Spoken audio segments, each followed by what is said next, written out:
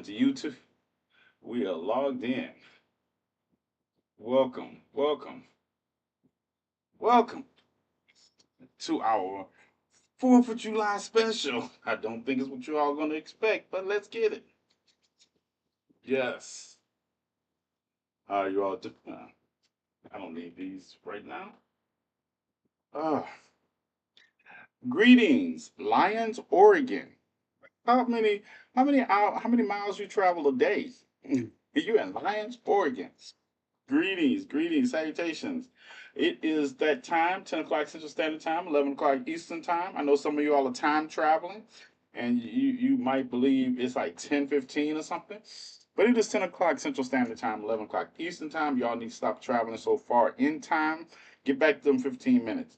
Um, and it is time for conversations with TNathan. So that would mean I am TNathan, and let the conversation begin. Greetings, salutations. The 4th of they lie. Oh, you know I got it. You know we doing it tonight. Yes, I am tired. It has been a long day. I'm tired. I'm tired. I'm tired. And for those of y'all who know, I know why it's a long day. For those of y'all who don't know, yeah, I'll be all right. Yeah, it's been a long day, and tomorrow, but I always know I'm going to rest tomorrow. Tonight, before we get into a lot of conversation, I have something I want y'all to listen to. I can't put it on the screen because TikTok will get mad and the others will get mad. But I I think if you follow me, you know how I feel about the 4th of July. It's not my holiday. It's not my holiday to celebrate for a very specific reason. Because on July the 4th, 1776, my ancestors were still enslaved in this country. So there is that. Tonight we're going to listen to one of my. It's kind of interesting because Frederick Douglass is one of my favorite orators. His speech patterns, as far as his delivery, is spectacular. Frederick Douglass was a spectacular orator. Did I agree with everything he said all the time? Not at all. But I admired his story about his escape from slavery. Now we're going to listen tonight called "What to the Slave is the 4th of July," right? And it's Frederick Douglass had been invited to speak on in July of 1852, and that's very relevant. 1852 because the Civil War hadn't even started yet, and black people were still enslaved in the South, and he had escaped slavery, and he was inspired as and I thought it was always such mockery that he was invited to speak at a 4th of July celebration in 1852 in New York. And I think Crumb Snatcher's interrupting. Oh, you have yes. What? What? You're uninterrupted now. Yeah. Yeah. What? Just a moment. What Crumb Snatcher? What Crumb Snatcher? I was just making sure we don't lose your dog. Oh no, she's in here. She's in here, and the little one just stole my chicken nugget. I'm telling you, Pinky is. I'm telling you, Pinky is possessed. The Pope couldn't even do anything with her. All right, Pinky is possessed. It is official. Pinky is possessed. I don't care what you say. The Pope couldn't even. The holy water dunking didn't do anything for her. And maybe if you ate faster. But she just stole my nugget. Pinky just stole my nugget. Turn my back for a moment. Yeah, she stole my nugget. But yeah, back to back to Frederick Douglass, right?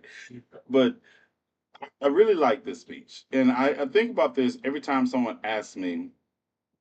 Every time someone asks me, "What am I doing for?" And this is the thing: my father was born on the 4th of July. My father was born on the 4th of July, and if he was alive today, this would be his 97th birthday if he was alive today, right? It would be his 97th birthday. No, sorry, 107th birthday. My bad. I was 10 years off. His 107th birthday if he was alive today. But alas, we are not that fortunate. But I'm going to play this. What to the slave is the 4th of July, and it's for you. And like I say, I put this up because y'all know why we can't. If we do anything and it gets, what is this profile on Jay? Somebody let me know if we're streaming. Make sure we're streaming everywhere we're supposed to be streaming, because if I mention the name of it, they get bent out of shape. So let's listen to Frederick Douglass. What to the slave is the 4th of July. The meaning of July 4th for the Negro. The papers and placards say that I am to deliver a 4th of July oration. This certainly sounds large and out of the common way for me. It is true that I have often had the privilege to speak in this beautiful hall and to address many who now honor me with their presence. But neither their familiar faces nor the perfect gauge I think I have of Corinthian Hall seems to free me from embarrassment. The fact is, ladies and gentlemen, the distance between this platform and the slave plantation from which I escaped is considerable, and the difficulties to be overcome in getting from the latter to the former are by no means slight. That I am here today is, to me, a matter of astonishment as well as of gratitude.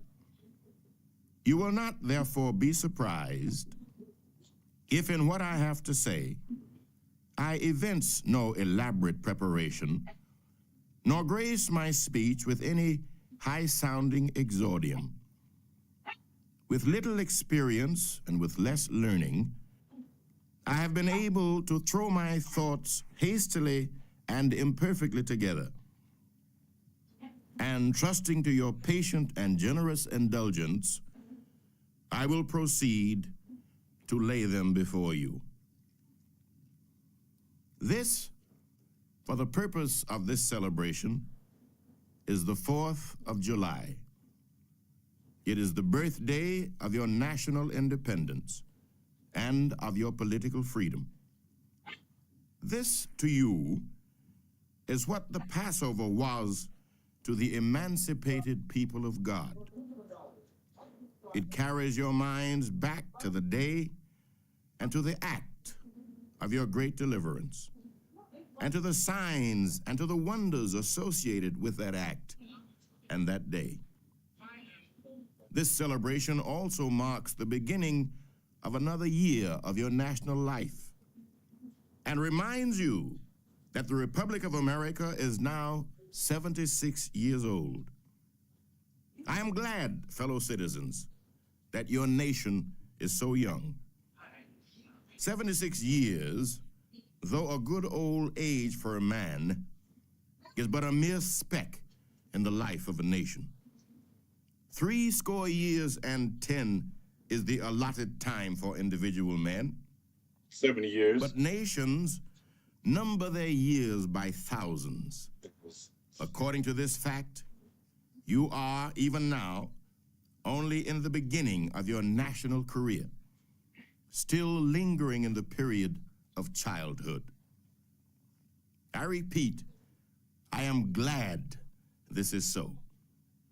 There is hope in the thought, and hope is much needed under the dark clouds which lower above the horizon.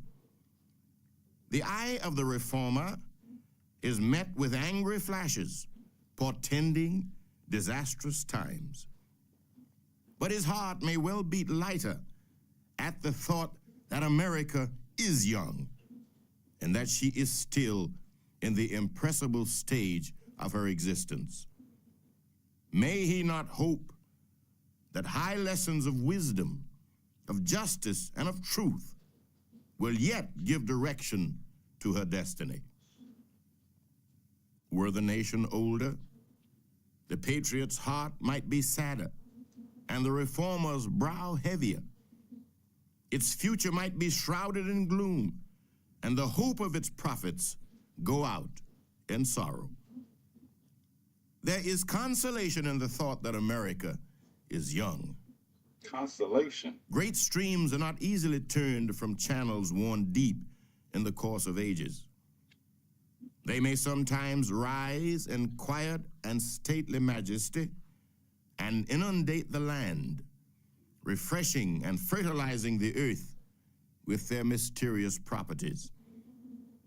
They may Those of y'all who are just joining me, and I forgot to comment it at the beginning. Yes, we're listening to what to the slave is the 4th of July, as written and spoken. Well, it's the oratorical skills on display of Frederick Douglass, but the voice you hear is that of the great Ozzie Davis. Of course, we don't have Frederick Douglass recording from that time, but this is Ozzie Davis, and Ozzie Davis, for me, whenever I think of Frederick Douglass' voice, I always think of Ozzie Davis, Ozzie Davis's voice doing this, or James Earl Jones when he portrayed him on Broadway.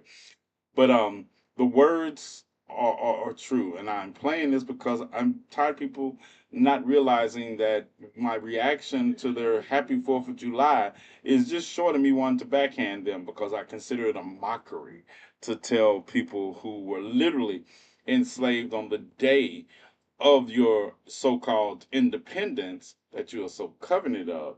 And also, when Frederick Douglass gave this speech in July of 1852, slavery was still a thing. The Civil War had not happened yet. He was an escaped slave, and I always thought, and we're going to get to it more as he talks in here, where he talks about, is this a mockery?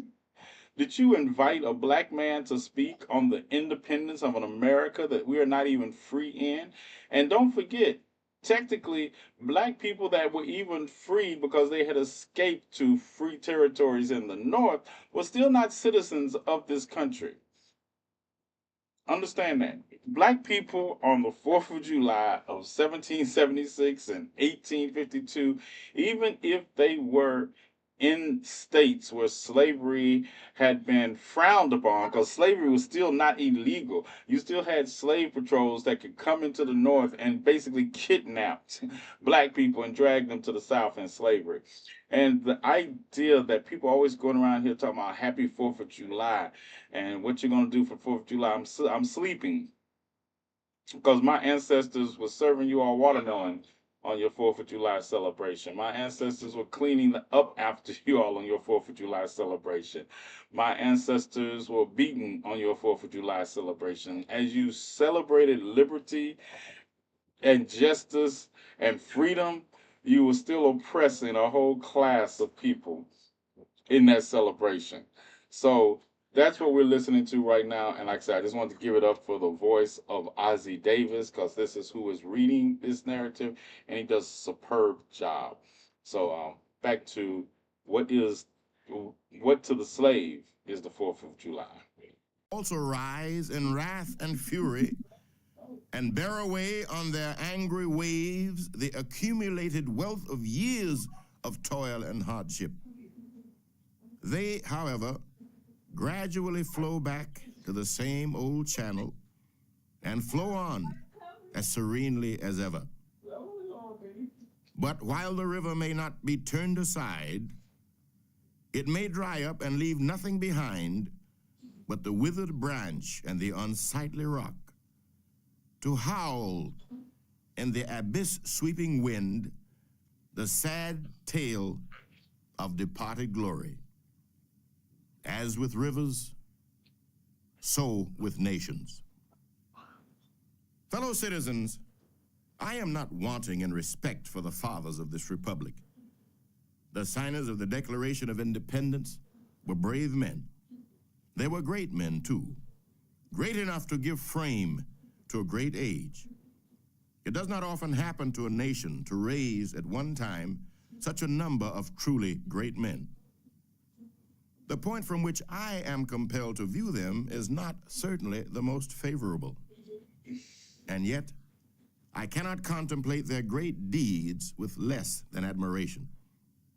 They were statesmen, patriots, and heroes, and for the good they did, and the principles they contended for, I will unite with you to honor their memory.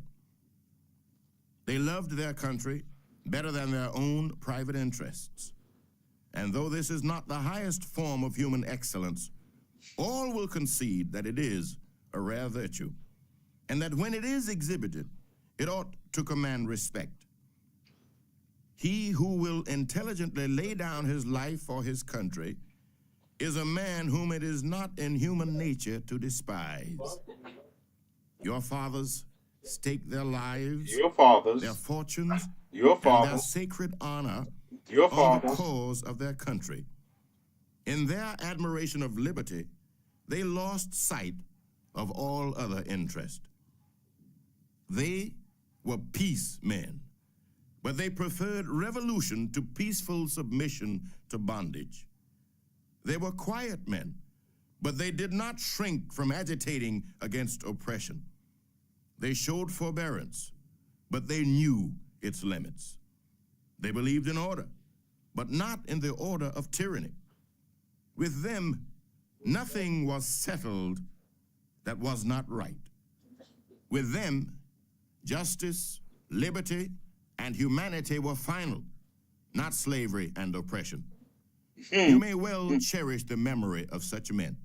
You They may were great judge. in their day and generation.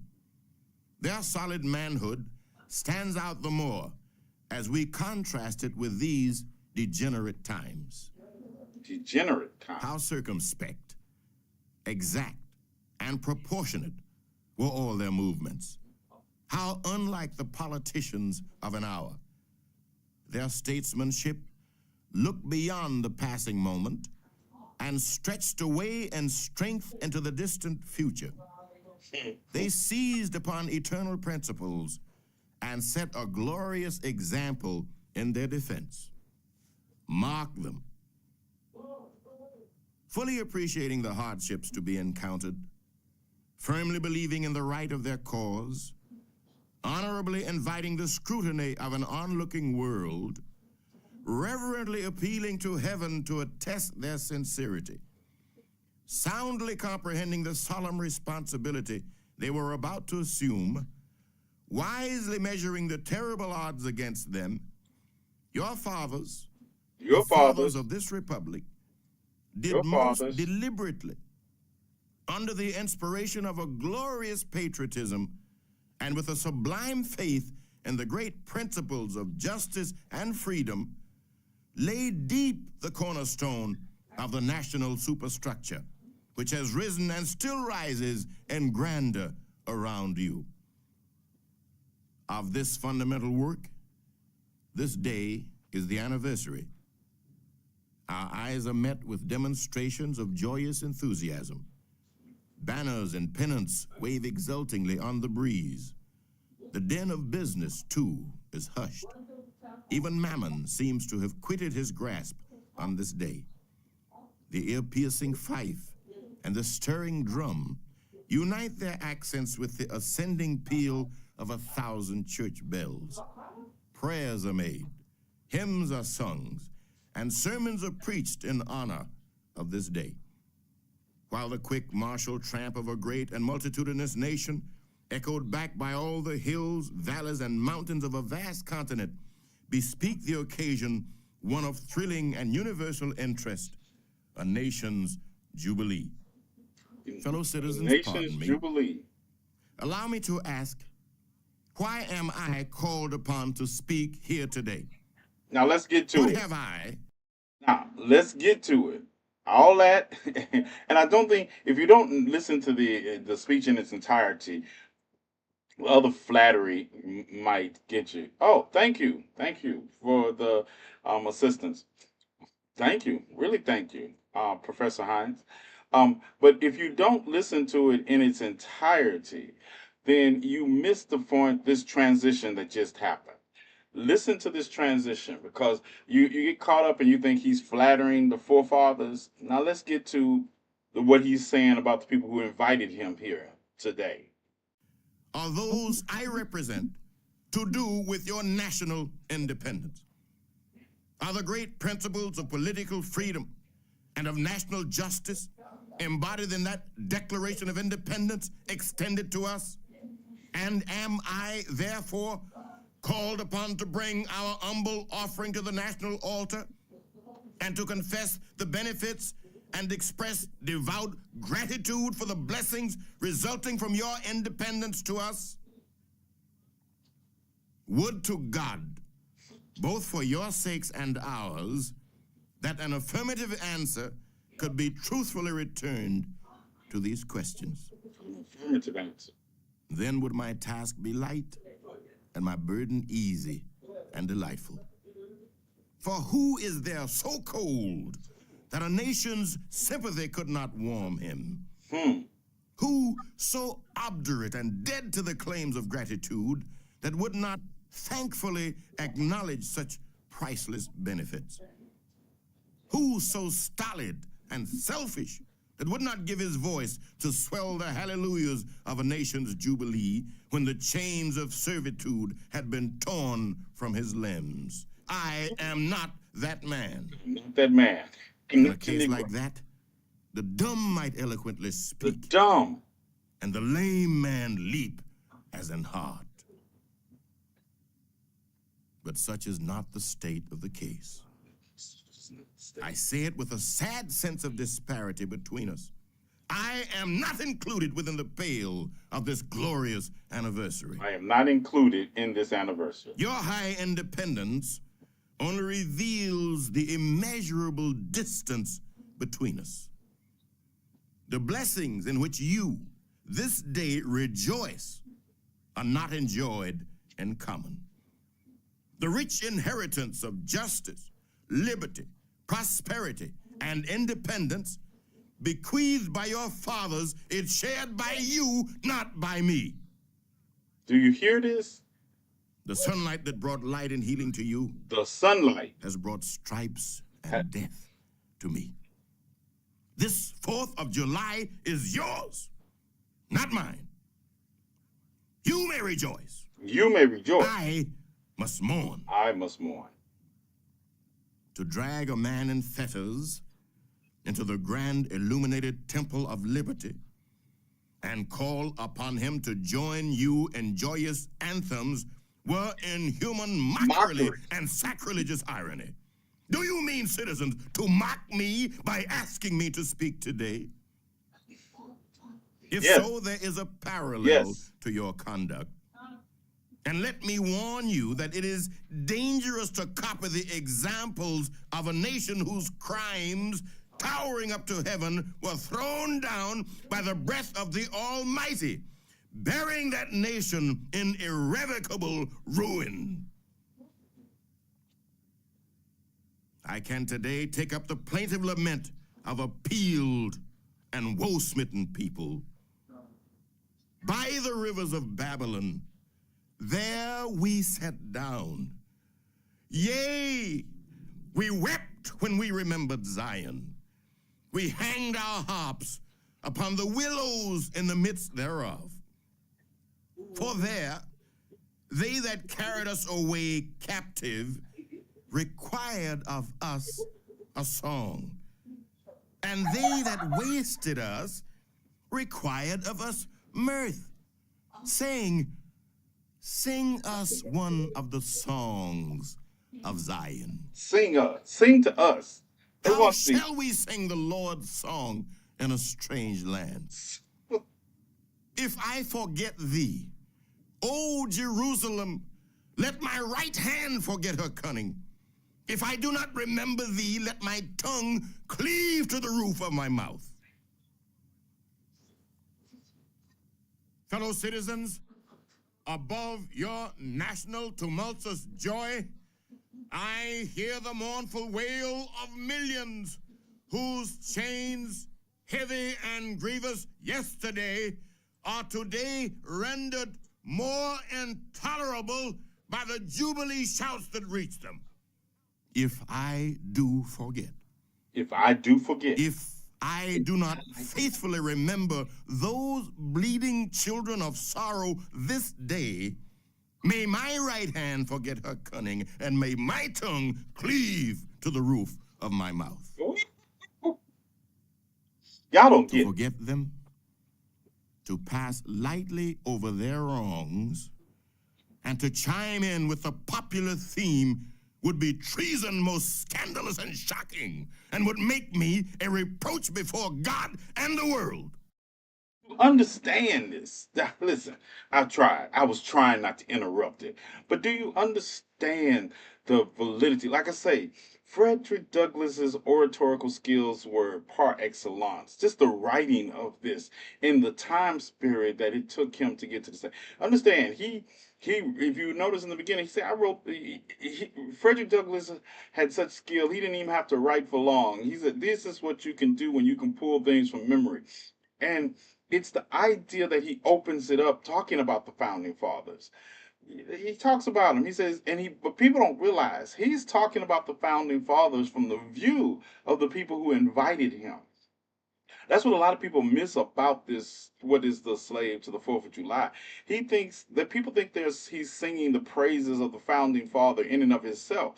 No, he is singing the praises of the founding fathers as viewed through the people who invited him to this celebration of the Fourth of July in 1852, when slavery was still the rage in this country. That free black people were not citizens of this country in 1852. Wow. And we're going to transition after this into the 14th Amendment and things that are going on today. But to understand that very important factor that we were not even citizens. And to tell you the truth, they weren't even considering making us citizens in this country in 1852. We were just literally the definitions of people without countries, even though you were been liberated by your own hands, because that's why I always like to tell people, oh, thank white people for helping us end slavery. No, black people were ending their enslavement before you all even thought about the idea of ending our enslavement. Some of us ended our enslavement before it could even start by jumping overboard on ships that were bringing us to this country once we learned what was going on here. Some of us were running like Kunta Kinte, in essence, or escaping to live in the woods free than to rather to be enslaved. And we still were not citizens of this country when we made it to that mythical place in the north where we say we could walk around freely, but we were still not free. We were still not citizens. When we could just be kidnapped off the streets in 1852 and dragged to the South and enslaved by slave catchers, even if you wasn't a slave. See, that's a that's the thing. Even if you had been born free, quote unquote, in the North to former slave parents, you could be kidnapped and dragged to the South, and nobody was going to muster an army and come get you. And this is 1852. This is 1852 that Frederick Douglass is delivering these words after being invited to represent black people at a 4th of July celebration. It's actually on the 5th because that's when they celebrated the day after. But this is what he's saying. He says, what to the slave is the 4th of July? There are people in bond, there are 12 million people in bondage right now as you celebrate this so called 4th of July, the liberation of this country. You still have enslaved people in this country. You have tried to wipe out the indigenous population of this country. And you want to settle here on this 76th anniversary of your liberation without acknowledging they're not liberated. And that is the scope. That is say, when I want you to listen to it and I listen to it, like, don't get me wrong, some of the biblical references I shun at, but the message is still the same. What to the slave is this country's liberation?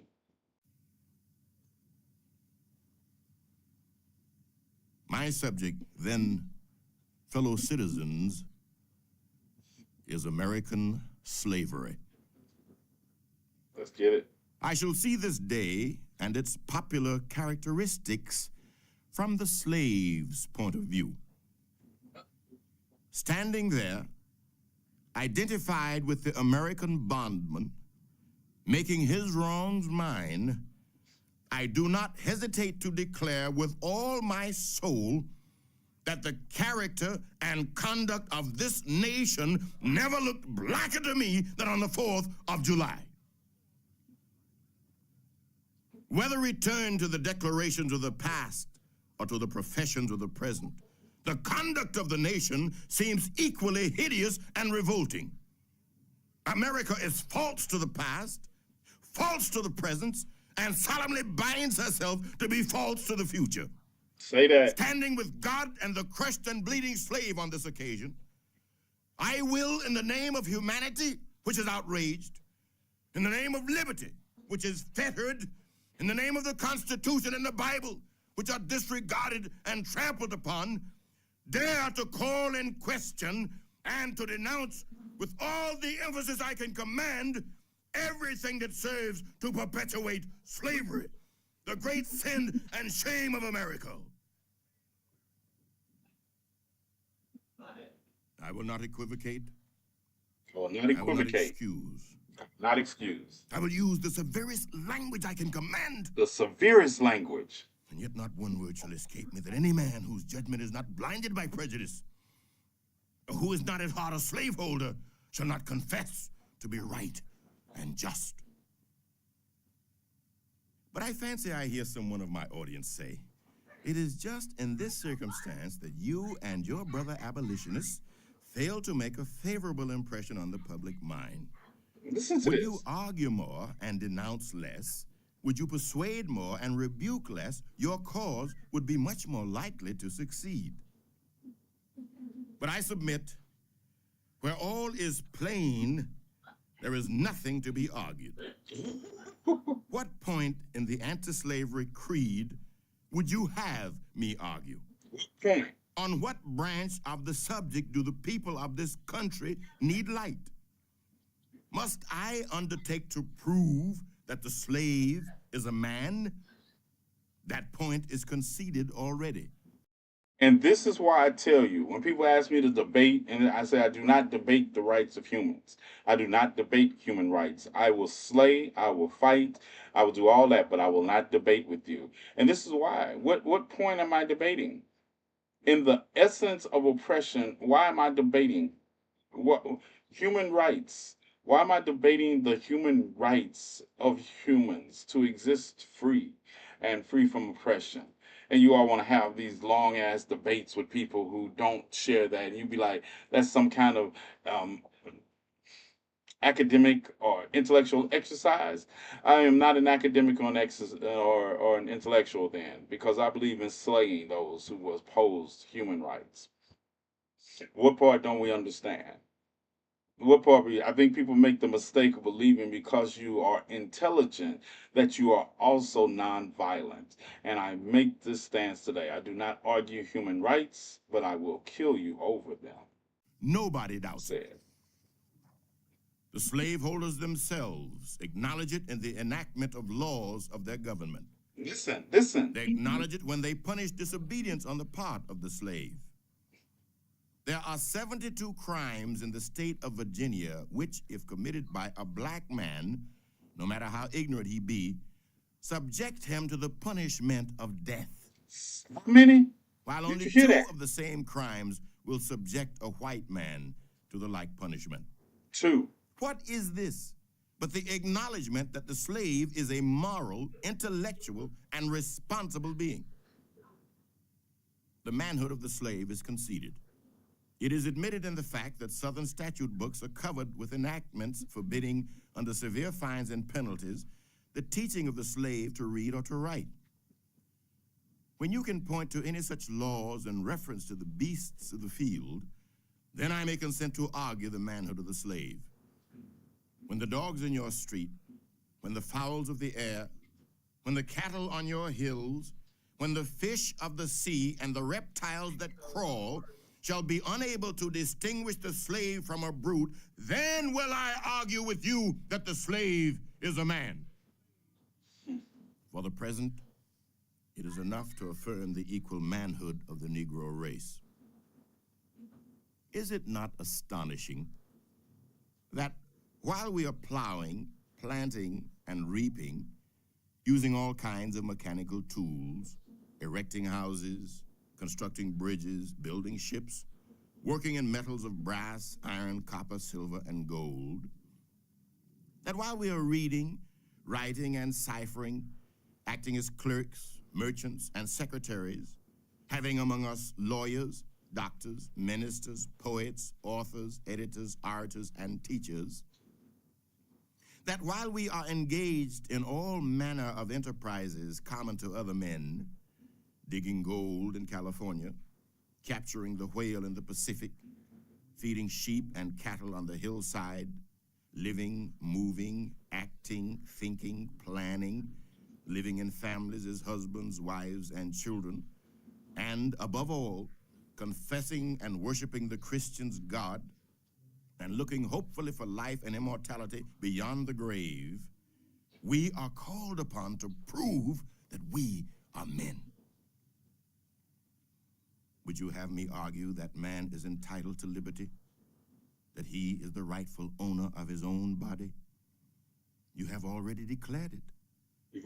Must I argue the wrongfulness of slavery? Is that a question for Republicans?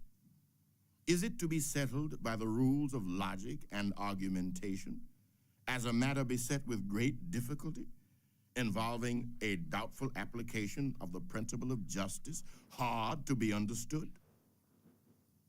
How should I look today in the presence of Americans, dividing and subdividing a discourse to show that men have a natural right to freedom, speaking of it relatively and positively, negatively and affirmatively? To do so would be to make myself ridiculous and to offer an insult to your understanding. There is not a man beneath the canopy of heaven that does not know that slavery is wrong for him. Does not know. Isn't what? Am I to argue that it is wrong to make men brutes, to rob them of their liberty, to work them without wages, to keep them ignorant of their relations to their fellow men, to beat them with sticks, to flay their flesh with the lash, to load their limbs with irons, to hunt them with dogs, to sell them at auction, to sunder their families, to knock out their teeth, to burn their flesh, to starve them into obedience and submission to their masters? Must I argue that a system thus marked with blood and stained with pollution is wrong? No, I will not. I have better employment for my time and strength than such arguments would imply. What then remains to be argued?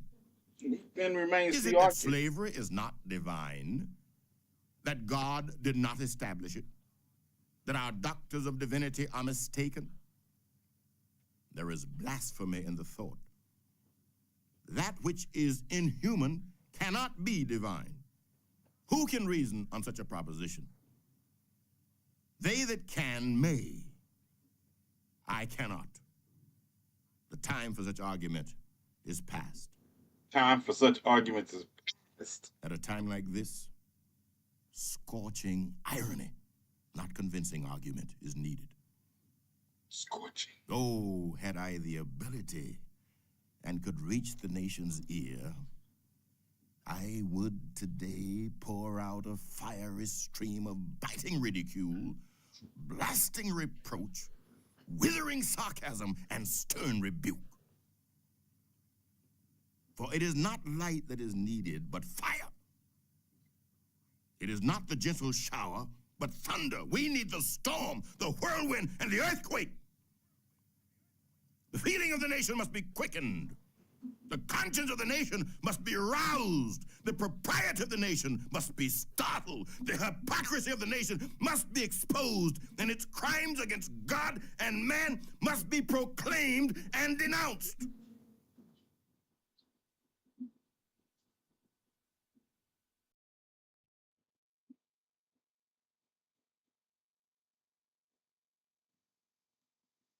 The meaning of July 4th for the Negro. So, do you get it now? Do you understand it? Now,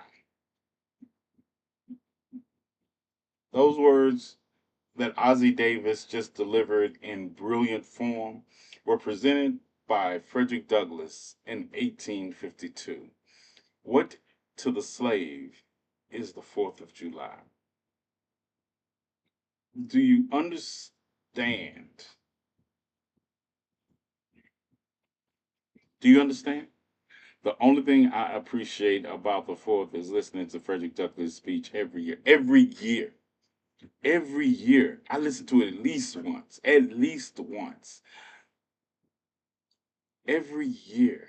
When someone is telling me happy 4th of July, and I'm looking at them like, what's happy for the people that were not liberated on that day? To live in the hypocrisy of your liberty. And then, and I said I was going to bring this up, I was going to bring this up to today so we could catch up, right? Because we're watching those liberties erode. And then I've had people say, well, you all eventually, we had to win our liberation to win you all. So you could have liberated us at the same time. When George Washington said he didn't want black people fighting in the Union Army in the American Revolution, he meant that because he understood he planned to make sure they stayed oppressed and enslaved. You wasn't gonna give the oppressed guns, were you? Yeah, you wasn't gonna do that.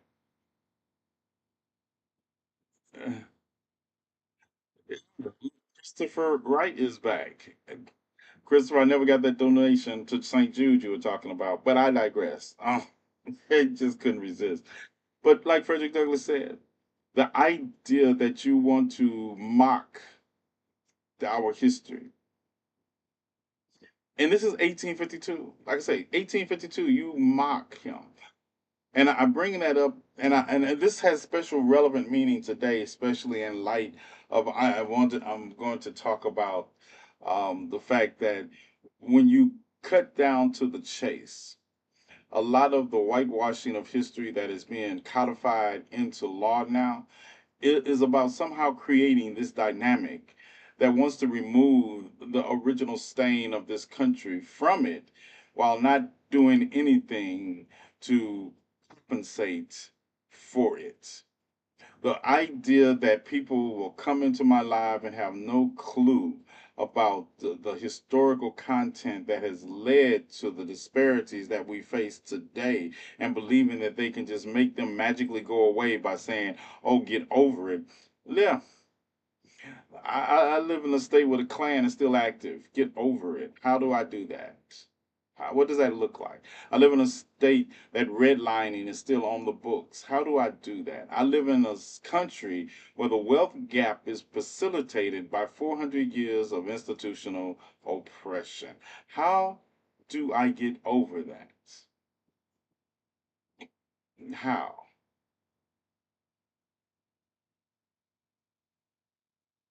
But that's always the answer. Oh, there's nothing that a black man can't do that a white man can't do in this country. Yeah, how about have 34 felony convictions and be elected to president of the United States? Which black man has done that? Which black man has been able to do that? How is that? When did that happen? Too many warnings in GCPR. Yeah. Did I miss that one? Did I miss that? What can you all say that like we don't have a history that we can pull from? We don't have a history of banking discrimination on the record simply because of the color of your skin, not the income you make, not the same. You can go into these banks with and talk to these people with the same background. It has been shown in experiment after experiment, and you get a rate offered 3 points above prime, and your counterpart gets a rate offered 3 points below prime. And if you don't know what that means, you don't need to join the conversation. Just keep your opinions to yourself. Yeah, we have systemically watched as the race, and then people will act like the people who do succeed are are just doing it because of the. Listen, The fact that we are still here is a testimony to our greatness. Shut up talking to me about two or three people who make above $1 billion. Stop talking to me. There's 14,000 of you all. Oh, stop talking to me about. I'm just watching a plan that's going to go into effect that's going to disproportionately affect black and brown people and minorities and those in marginalized groups of people by 2016, 2026. Sorry, because there's another thing. And before I get to the birthright citizenship, you all know that the One Big Beautiful Bill has passed and it will be signed tomorrow. Somebody just had one job and couldn't do it, but I digress. It will be signed tomorrow. And this is the thing. And Democrats, you all are weak. I think Democrat means weak party in some language I'm not familiar with because this administration is showing you how to codify things into law that you all played with for 50 years. 50 years. When you look into this bill and you see the renewable energy taxes that are being placed on a renewable energy foundation, that nobody can explain to me with a reasonable mind why we're not pushing for renewable energies and we're depending on a society that has fossil fuels that have limited lifespans. Why aren't we? Because ignorant people like to be in control. Ignorant people are easy to control. Just continue to maintain the status quo, and they're happy. No matter if the status quo is unobtainable or unsustainable in the long term. Yeah, they're just happy. Well, I got gas today. I don't care if I have gas tomorrow. Stupid ass people. We watch the fact that the cuts, and this is how I say Republicans are, I've always said, if you follow me, you always know I say Republicans are better at politicking than Democrats are. Because the structure of this bill, that the serious parts that go into effect that are going to adversely affect people like Medicaid cuts, they're not scheduled to go into effect until after the midterm. And most of these stupid people are going to forget because Americans have showed us they have the attention span of a gnat or a mayfly. What's up? What's up, Shamaki? They don't care enough to invest time and intelligence. And it shows. Democrats don't know how to communicate with the average people that voted. They speak for, and I don't. And the thing about it, and that's a good point. But the thing about it is, that's our fault. That's our fault. I'm not a Democrat or a Republican. I'm an independent. But I look at it and I say it's still our fault because we continue to send people that are elitists to office to represent us. We're not sending our peers. We're not sending people that speak the language that we speak. We're listen. Lisa Murkowski proved to me when she took the cutouts for Alaska. She made them make cutouts for Alaska. If you have to make cutouts and exemptions for Alaska, what does that tell you? What does that tell you? If the bill is not good enough for Alaska, how is it good enough for Alabama? How is it good enough for Florida? How is it good enough for the rest of the country? It's not good enough for Alabama. We can give Alaska to Russia. They falsely think we are having midterms. Listen, it's the trickle up the poor for me. It's the idea that I'm still having people that want to come in here and make shoe analogies and not acknowledge that people that make above $90,000 are going to get a tax break that is greater than most of our yearly salaries. And then they say, well, y'all getting $600 percentage wise. You know what? Today's meal costs $600. Today's meal costs $600. The meal to help those who have to be homeless and support those costs more than $600. Each meal I've ever done has cost more than $600. And most of it comes from where? Out my pocket. And we are watching that they're going to make cuts to programs that people like me that do run shelters are going to get cut. Your live is not eligible for recommendation and restricted in research because it primarily directs people away from the platform. I'm just getting this on a regular basis now. Just getting this on a regular basis. What did I just say that directed anyone away from the platform? But it doesn't matter. I'm not going to stop whatever it was. At the end of the day, that is the reality we operate under. That is the reality we operate under. What do you think about New York Territories? Do you think Mondani will win? I think I think he should win, but I also thought Bernie Sanders should win. So I think he should win, but I also understand that because Democrat means weak in some language I don't know. When I listen to people who don't know the difference between communism and socialism in a society where we have fast socialistic programs like the fire department, the library system, police, all these are socialistic systems, right? Where the government controls the means of the production of each of them. They don't know, and then not to know that a democratic socialist is even different from them. But we're listening to people in the weak party that will not endorse him because he's a socialist. Yeah, it's time. It's time. What I am impressed by, and I know his history. I know what he's done. They elected Donald Trump. Don't tell me anything about Mondani. He was a former rapper. Yeah, I listened to his rap. I went and listened to his rap, and just to see, it was listen, it wasn't like great, but it wasn't bad as offensive. He rapped about his nana. He rapped about where he came from. But the thing about it is, the Democrats leaving the store, be home in 5. All right, the Democrats have this system in place. They have. Am I supposed to be logged off the radio? Oh, I'm gonna say this and then I'm gonna log off because I want my international audience to hear this.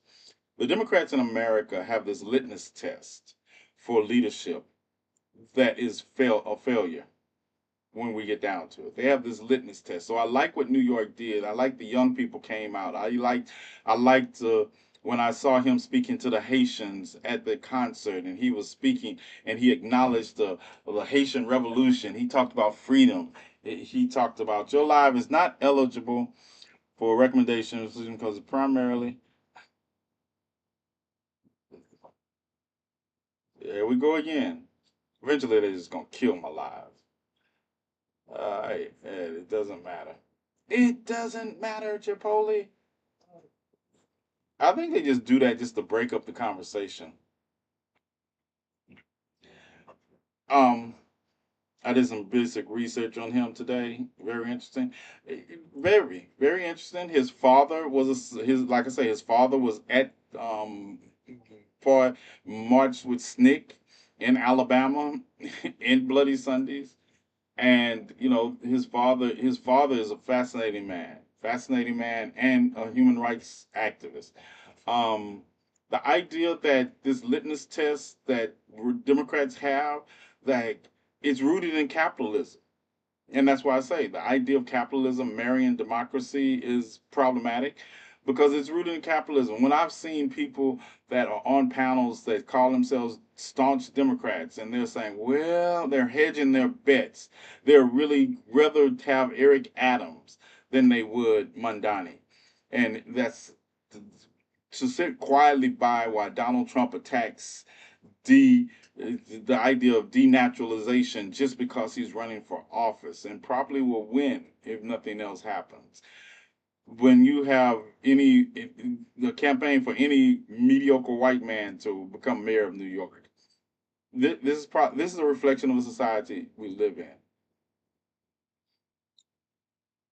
Mm, TikTok works for Trump. I feel that, and I'm gonna say it like this. And people ask me like, why don't I leave TikTok or why don't I do this and go to other platforms? And I'll be like, that just shows me you all don't. And this is not you, Shay, but this just shows me, right? Because you say that, but I'm on every other platform. I'm on every other platform. And plus, my parents didn't fight for the right to liberate lunch counters just in the where they were. They fought to liberate the lunch counters everywhere. And then even if they didn't go, I think we have this idea. I don't need an echo chamber because I create large enough echoes. I'm going to always go where the fight is. And yes, but I also think it's incumbent upon us to find the people. TikTok might not TikTok suppresses my content, but it doesn't stop it from being seen by people who want to see it. If you want to see it, you have to come to my page to see it. TikTok's not going to recommend it. But who the failing is not of TikTok then, because I expect supremacists and white supremacists and those who carry the buckets of white supremacy for white supremacy to do what they do. But I also the disappointment in me is that I have people that say stuff like that. But like you come to my page, you find my page. Y'all know I make videos on a regular basis, so you find those videos. When people sit around and talk about the algorithm, I didn't know we were depending on an algorithm to end racism or fight on our behalf. And it's easy to speak in an echo chamber. It's harder, and I like hard. I like fighting. I don't I refuse to leave and let racists and bigots have it because we put too much into it. And obviously I'm not here making money. Yeah, don't make money here, but to know that they frustrated by my existence is good enough for me. I can't recall his name, but he ran AOC's campaign and he helped with the Green New Deal. How do you define racism? Well, how I define racism is in accordance with the breakdown of the word itself. That is, how do I define racism? I define racism by the definition that it has, outside of your limited definition you all want to talk about in a dictionary. Because when you have a medical condition, you don't go to a dictionary to find out how to define it. You go to the source, and the source of studying racism will be rooted in sociology. And in according with sociology, racism is composed of two words, race and ism. Ism is a system. Race is a system that was created by white people to categorize people based on the color of their skin that they ran into during the age of exploration. So racism was instituted as a system to maintain their power structure in accordance with the color of their skin by virtue of the power structure and the rights that they didn't want to give people that they ran into the color of their skin. Racism is rooted in power. Racism requires the ism part to be acceptable. And since no people of color has instituted any systems of power in this world that has adversely affected the colonizer because they didn't colonize, then racism is about white power over other people of color. So it's not how I define racism, it's how your own system of English defines racism. But that's when it's not convenient, you all don't like that definition. Yeah. I think you all have the wrong black man. I think you all were looking for another live. It's like two or three doors over. Y'all looking for those black men that don't know what they're talking about. Yeah, y'all have a good day. You all looking for the black men that need your validation. You didn't stumble into the right live. Yeah, you missed my part where I say my idea of ending racism is to end racist. Racist. My idea of ending racism is not to talk you out of it. It is to end your racism. Yeah. But you can donate if you would like. You can donate. And I appreciate the gifts that people send, but I would rather you put them in a cash app so we could get we can get more of them and help do the things we do. Um, I'll be back in class on Tuesday. Back in class on Tuesday because, like I say, today we were making sure that people ate. Mm, and tomorrow I'll be making sure that I rest, even if it's just read a book. Hey, whatever it is, I might be here, I might not. I can't tell you. I will try, but if I don't feel like being here tomorrow, I won't. It's not if unless something happens and we have to be here. And on that note, GCPR. Check in tomorrow. I will probably come here. We might do something totally else. GCPR, T Nathan conversation with T Nathan is over here. If you want to join us, you can come to TikTok with your VPN. All right, peace. If I don't see you tomorrow, if you don't hear me tomorrow, I will be here Monday. All right, I did not spend 3 hours signing out of the GCPR, but books are awesome anyway. Books are awesome, but I will say this, and I say this with the utmost respect. It's not enough just to read a book. You have to be able to comprehend it, and you have to be able to tie the. If you're going to the, if and I'm talking about the the revolutionary books. If you're reading for entertainment purposes only, just read. But if we're talking about books that contain not just history, but the story of the narrative, we have to be able to tie those narratives together. It does no good to read about something like we were talking about. What is the slave? What to the slave is the Fourth of July. Yes, it's a great speech in and of itself on that day. But the tie-in is that where we are now, and that's the tie-in. Jay is home. I figured that was your message. That was you texting me, but I was on a rant. And what took you so long to get home? You say it's 11:14. You were supposed to just be 5 minutes away. 5 minutes, Jay. Don't take 5 minutes. You turn 5 minutes into 15. Don't think I can't do this. See, I can watch you and listen to your text and do this rant at the same time. And I'm petting Bella with my other hand. Yeah, I could do all that. Dad wanted Taco Bell. All right, you tell Dad that you need to check in. Yeah, of course my appeal is not approved, but we expect that, right?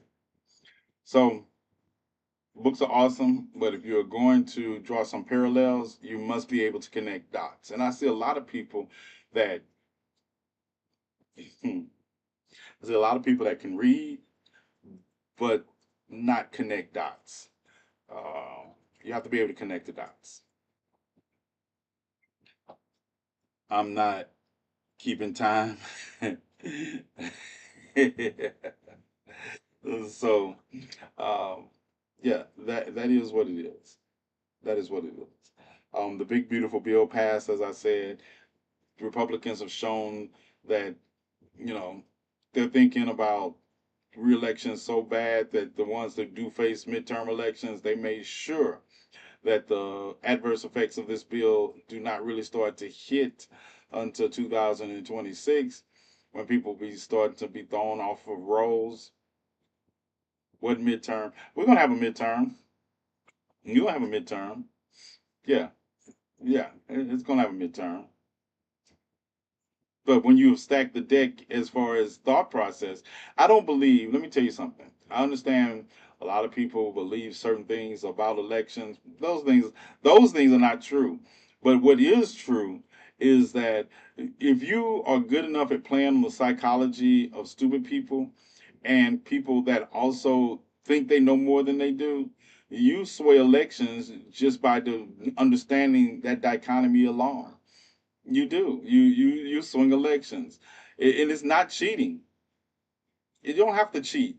When the vast majority of Americans read on an eighth grade level and have comprehension that is lower than my crumb snatchers, then the problem is them. Of course, you have people, and then people will think that just because somebody is doing something they don't like, that that's enough to call it stupid. But Steve Bannon is not stupid. Steve Miller is not stupid. The people that are implementing these plans are not stupid. I just want to know. I also want to know, and we're gonna take this with me. We're gonna take this with you all. When are the adults going to enter back into the conversation and stop saying that every time something happens that this is what you vote, this is what they voted for? Because I know people who didn't vote for their Social Security being cut, their Medicaid being cut. I know people who didn't vote for things. But if we're going to continue to say, "Oh, they voted for this," then you're no better. If that is the continual line you are going to continue to carry in a bucket, while some of us out here trying to help those who are being hurt, and your solution is to sit back and do nothing and continue to say, this is what they voted for, you're part of the problem. I said what I said.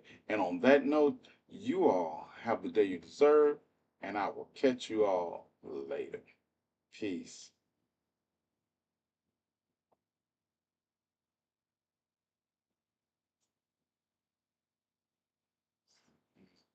So